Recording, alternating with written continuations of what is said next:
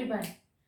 Criminal procedure code की lecture series का ये हमारा फर्स्ट लेक्चर है, जिसमें हम क्रिमिनल प्रोसीजर कोड के इंट्रोडक्शन उसके बेस के साथ डील करेंगे। किसी भी एक्ट को पढ़ने से पहले हमें उसका बेस स्ट्रॉन्ग करना होता है। अगर किसी एक्ट का बेस ही स्ट्रॉन्ग नहीं है तो उसकी बिल्डिंग कैसे मजबूत बनेगी। तो इसीलिए आज हम सीआरपीसी की फर्स्ट सीरीज से पहले उसके एक इंट्रोडक्शन राउंड के साथ डील करेंगे। किसी भी एक्ट के इंट्रोडक्शन में आप क्या समझते हैं, क्या होगा? फर्स्ट चैप्टर या फिर उसके अमेंडमेंट्स? नहीं, किसी भी एक्ट को शुरू करने से पहले हमें उसकी ये 5 या 6 मतलब किसी की 7 भी हो सकती हैं, ये सब चीजें हमें पता होनी चाहिए। इसमें है बिफोर, यानी उस एक्ट से पहले क्या था, उस एक्ट से पहले हम उन केसेस के साथ कैसे डील कर रहे थे। इनैक्टमेंट और इन्फोर्समेंट डेट, उस एक्ट का स्ट्रक्चर क्या है, उस एक्ट का नेचर क्या है, वो एक्ट किस लिस्ट में अप्लाई हो रहा है और उसका एक्सटेंड कहाँ तक हो रहा है। ये सब चीजें आज हम इस वीडियो में शुरू करेंगे। तो सबसे पहले हम बिफोर के साथ डील करेंगे। क्या आप लोग सोच सकते हैं कि 1973 से पहले हम क्रिमिनल केसेस के साथ कैसे डील कर रहे थे? और क्या आपको पता है कि 1973 सबसे पहली सीआरपीसी है या इससे पहले भी कोई सीआरपीसी आई है? इसी का आंसर आपको आज इस वीडियो में मिलेगा। 1882 में हमें हमारी सबसे फर्स्ट सीआरपीसी मिली थी।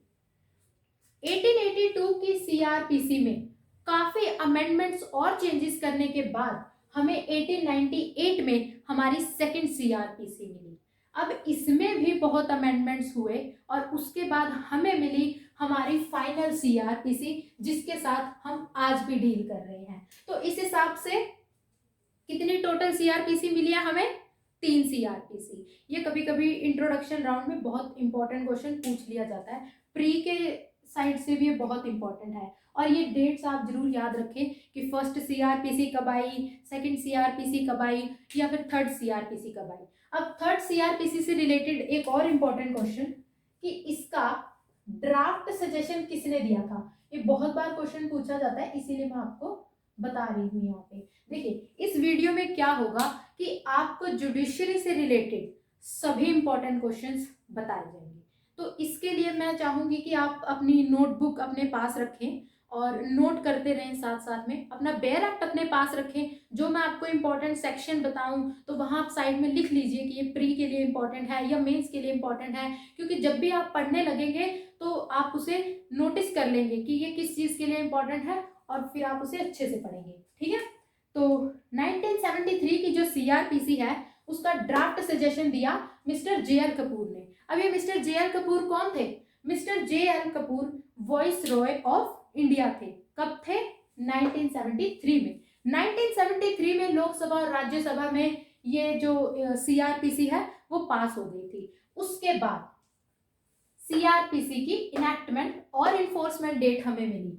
इनैक्टमेंट और इन्फोर्समेंट डेट में बच्चे बहुत कंफ्यूज हो जाते हैं, क्योंकि बहुत बार कैसा होता है ना कि जुडिशरी के एग्जाम में वो प्री में क्या करते हैं कि आपको इनैक्टमेंट डेट पूछेंगे लेकिन ऑप्शंस में इन्फोर्समेंट डेट भी डाल देंगे। अब आपने तो 2 डेट्स याद रखी हैं, अब आप भूल जाते हो, कंफ्यूज हो जाते हो कि अच्छा ये थी या ये थी। तो इसे याद करने का एक बहुत ही ईजी ट्रिक मैं आपको बता रही हूँ कि इनैक्टमेंट का मतलब होता है अधिनियम, मतलब किसी चीज का बनना, और इन्फोर्स का मतलब होता है किसी चीज पे फोर्स हो जाना, मतलब किसी चीज पे लागू हो जाना। अगर कोई चीज बनेगी तभी वो लागू होगी। इसीलिए मैंने इसे इस सीरीज में लिखा ताकि आप लोग इसे मतलब ज्यादा प्रॉब्लम ना क्रिएट हो आपको। इनैक्टमेंट और इन्फोर्समेंट में कब इनैक्ट हुआ? 25 जनवरी 1974 को तैयार हो गया बनके कि रेडी है भाई, जब मर्जी लागू कर दो। अब इसको 1 अप्रैल 1974 को कहा हाँ ये लागू कर दो। अब 1 अप्रैल क्यों रखी भाई? 25 को बन गई थी, 26 को लगा देते ना। अरे नहीं, इजी डेट रखते हैं वो ताकि हम लोग याद कर सके, भूल ना जाए। तो 1 अप्रैल 1974 को इन्फोर्स हो गया था। इसमें और कोई इंपॉर्टेंट बात नहीं है, लेकिन ये प्री के हिसाब से बहुत इंपॉर्टेंट है। प्री में ये क्वेश्चन हमेशा पूछा जाता है। ठीक है, तो अब यहाँ पे हमने हमारे 2 पार्ट कवर कर दिए। इसी के साथ स्ट्रक्चर, किसी भी एक्ट को पढ़ने से पहले हमें देखना होता है कि उसका स्ट्रक्चर कैसा है, क्योंकि उसके बाद हमें उसे पढ़ने में एक तो इंटरेस्ट क्रिएट हो जाता है, दूसरा, हम कभी भूलते नहीं हैं उसके बारे में, उसके चैप्टर्स हमें याद होते हैं, उसके सेक्शंस के बारे में हमें पूरी नॉलेज रहती है, ठीक है। तो अब इसे याद करने का क्या इजी ट्रिक है, इतने सारे एक्ट्स हैं, इतने सारे सेक्शंस हैं, कैसे करना है उनको, देखो हमेशा एक ऑर्डर में रखो, ठीक है। कैसे, सेक्शन हमेशा ज्यादा होते हैं तो उन्हें ऊपर रखो, 484 सेक्शन, उससे कम चैप्टर होते हैं तो उसके बाद चैप्टर को रखो, इसमें है 37 चैप्टर्स। शेड्यूल, कितने शेड्यूल है, 2, तो ये क्या हो गया, डाउनवर्ड आ रही ना हमारी, तो इसे याद करने में इजी होगा हमें। अब सबसे इंपॉर्टेंट चीज जो बहुत सारे टीचर्स छोड़ देते हैं, लेकिन हमें यहाँ पे कुछ छोड़ना नहीं है, क्योंकि अगर जुडिशरी क्लियर करनी है तो छोड़ना कुछ भी नहीं है, और हर चीज बहुत इंटरेस्ट से पढ़नी है। शेड्यूल हमारे पास यहाँ 2 है, फर्स्ट शेड्यूल, सेकंड। अब जो फर्स्ट शेड्यूल है उसे आगे 2 पार्ट्स में डिवाइड कर दिया, मान लीजिए ए और बी। अब ए और बी, इनमें ऐसा क्या है, इन्हें 2 भागों में क्यों बांट दिया, एक में लिख देते ना, नहीं। फर्स्ट शेड्यूल डील करता है उन ऑफेंसेस के साथ जो आईपीसी में बताए हैं, और सेकंड शेड्यूल डील करता है उन ऑफेंसेस के साथ जो किसी और लॉ में बताए हैं, यानी कि अदर लॉ। अब ये है सेकंड शेड्यूल पे आ जाइए। सेकंड शेड्यूल जो है वो मेरा पर्सनल फेवरेट है, क्योंकि इसमें है बिल्कुल 56 बुक, पेट भर जाएगा इसमें आपका, मतलब कोर्ट का ऐसा कोई काम नहीं है जो इस शेड्यूल से बाहर हो, क्योंकि इसमें सभी फॉर्म्स दिए गए हैं, 56 टाइप के फॉर्म्स हैं इसमें, ये आपको याद रखनी है बातें, ठीक है। जो बच्चे इंटर्नशिप के लिए जाना चाहते हैं या सोच रहे हैं, तो ये आपके लिए बहुत इंपॉर्टेंट होने वाला है। इसमें आपको बहुत सारे फॉर्म्स बताए जाएंगे, तो मैं आपको इंपॉर्टेंट फॉर्म्स बता देती हूँ जिनके बारे में आपको नॉलेज होनी चाहिए, जैसे कि समन, वारंट, ओके, इन सब के बारे में आपको पता होना बहुत जरूरी है। तो स्ट्रक्चर के साथ हम डील कर चुके हैं, इजी, कोई मुश्किल बात नहीं है। अब नेचर पे आ जाते हैं। स्ट्रक्चर और नेचर में बच्चे बहुत कंफ्यूज होते हैं। स्ट्रक्चर, देखो मैं एक कंफ्यूजन क्लियर करती हूँ। स्ट्रक्चर होता है कि उस एक्ट की बनावट कैसी है, उसमें चैप्टर, सेक्शन, स्केड्यूल कितने हैं, ओके। नेचर होता है कि वो जो एक्ट है वो किस तरह का है, प्रोसीजरल है या फिर वो सब्सटेंटिव है। अब आप कहोगे प्रोसीजरल सब्सटेंटिव क्या है, देखो मेरे हिसाब से आपको पता होना चाहिए, लेकिन फिर भी हम सब कुछ अगर बेस से स्टार्ट कर रहे हैं तो ये भी हम इस वीडियो में जरूर बताएंगे। प्रोसीजरल लॉ वो होते हैं जो किसी भी ऑफेंस होने के बाद उसे पनिशमेंट दिलवाने के लिए जो प्रोसीजर यूज होता है उसमें प्रोसीजरल लॉ आते हैं। और सब्सटेंटिव लॉ वो होते हैं जो हमें बताते हैं कि अगर आपने कोई ऑफेंस कर दिया तो मैं सजा दूंगा, है ना। देखो अब मैं बताती हूँ, एग्जाम्पल के साथ आपको ये समझ आएगा। सब्सटेंटिव मतलब आईपीसी और प्रोसीजरल सीआरपीसी, पीसी, ठीक है। सीआरपीसी के साथ साथ सीपीसी भी एक प्रोसीजरल लॉ है, क्योंकि वो भी एक प्रोसीजर बताता है, लेकिन किन के लिए, सिविल केसेस के लिए। सीआरपीसी प्रोसीजर बताता है क्रिमिनल केसेस के लिए, और आईपीसी बताता है कि कौन कौन से ऑफेंस क्रिमिनल में लाई करेंगे। अब मैं बताती हूँ। सब्सटेंटिव लॉ वो है कि जिसने बना दिया लॉ, भाई मर्डर करोगे तो सजा दे दूंगा, अब उसने बोल दिया और वो चला गया, लेकिन वो तो चला गया ना, अब कौन पीछे से ध्यान रखेगा कि इसने मर्डर कर दिया है और इसको सजा देनी है, या उसने मर्डर कर दिया है उसको सजा देनी है। अरे इसका ध्यान रखने के लिए आया प्रोसीजरल लॉ। अब समझ आ रहा है, इजी, क्रिएट, कंफ्यूजन तो नहीं क्रिएट हो रही है, होनी तो नहीं चाहिए वैसे। अच्छा मैं और एग्जांपल्स आपको बता देती हूँ सब्सटेंटिव लॉ और प्रोसीजरल लॉ के। सब्सटेंटिव लॉ में हमारे आ जाती है जो इंडियन कॉन्ट्रैक्ट एक्ट है वो भी, और सेल्स ऑफ गुड्स एक्ट, और ट्रांसफर ऑफ प्रॉपर्टी एक्ट, ये सब सब्सटेंटिव लॉ आते हैं। प्रोसीजरल लॉ मैंने अभी आपको बताया सीपीसी है, लिख देती हूँ चलो फिर भी मैं, ओके। अब लिस्ट के बारे में हर एक एक्ट का आपको पता होना चाहिए। वैसे तो हर एक बेयर एक्ट पे लिस्ट लिखी होती है कि वो किस लिस्ट में लाई करता है, लेकिन फिर भी बहुत बच्चे कंफ्यूज होते हैं इस लिस्ट वाले टॉपिक में। लिस्ट इतना क्या मुश्किल है, आज आपकी इस प्रॉब्लम को सॉल्व करते हैं। देखिए लिस्ट ना 3 टाइप की होती है। ओके, कितने टाइप की होती है लिस्ट? 3 टाइप की। कौन सी टाइप्स है? सबसे पहले है state list, second union list, third concurrent list.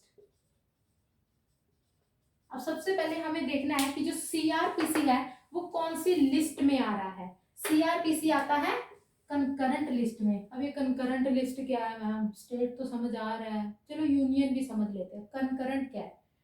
देखो, स्टेट का मतलब है कि वो एक्ट जिसमें सिर्फ स्टेट अमेंडमेंट करेगी और स्टेट लॉ बनाएगी। क्लियर? यूनियन जिसमें सेंटर ही सिर्फ अमेंडमेंट करेगी और सेंटर ही सिर्फ लॉ बना सकती है। लेकिन कंकरेंट लिस्ट वो लिस्ट है जहां पे सेंटर और स्टेट दोनों मिलके अमेंडमेंट करेंगे और दोनों मिलके उसमें लॉज बनाएंगे। क्लियर हो रहा आप लोगों को? होना तो चाहिए। बाकी अगर ना समझ आए तो आप रिपीट कर लीजिए वीडियो को, ठीक है? उसके बाद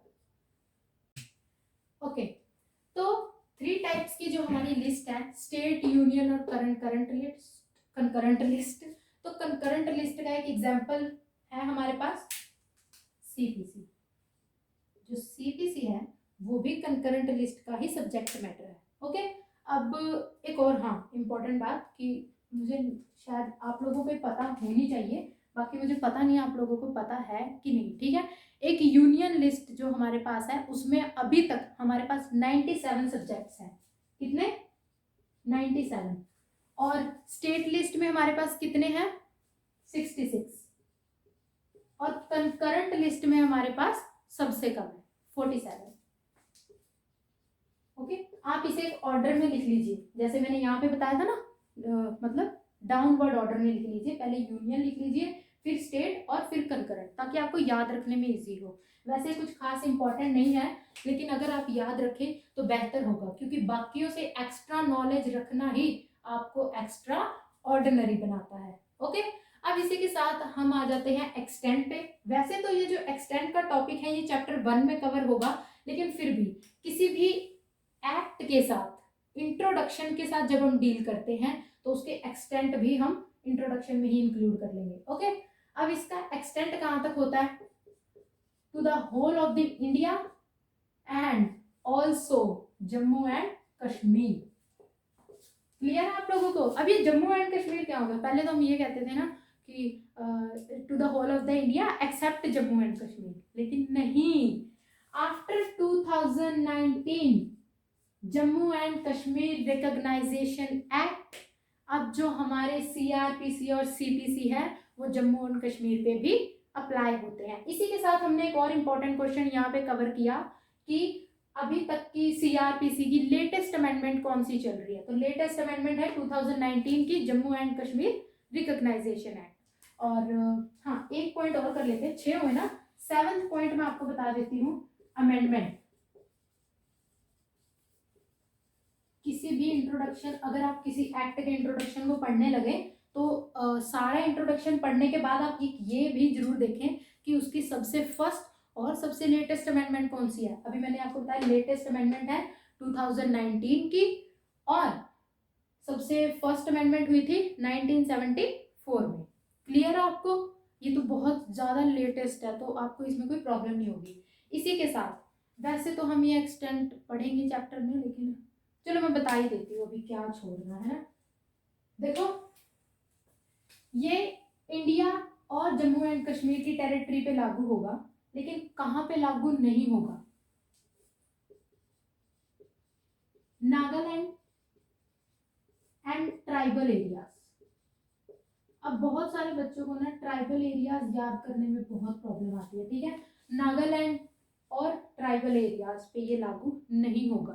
अब ट्राइबल एरियाज कौन से हैं? आसाम के ट्राइबल एरियाज, जो आसाम के ट्राइबल एरियाज उन पे लागू नहीं होगा। और इसे याद रखने का एक बहुत इजी तरीका है, यहाँ लिख देती हूँ, ठीक है? ATM स्क्वायर, ठीक है? ATM स्क्वायर का मतलब है असम, त्रिपुरा, मेघालय, मिजोरम, ट्राइबल एरियाज। होगी ना ट्रिक? तो इसी के साथ आज हमारा सीआरपीसी के साथ इंट्रोडक्शन खत्म होता है, और हम अब इसके बेयर एक्ट को स्टार्ट करने जा रहे हैं, जिसमें हम उसके सभी इंपॉर्टेंट सेक्शंस को देखेंगे और साथ ही साथ देखेंगे कि एकेडमिक्स के अकॉर्डिंग या जुडिशरी के अकॉर्डिंग कौन कौन से क्वेश्चंस इंपॉर्टेंट है, और पूरा बेयर एक्ट कवर करके एंड में उसके शेड्यूल भी तो पढ़ने हैं। सो बाय बाय।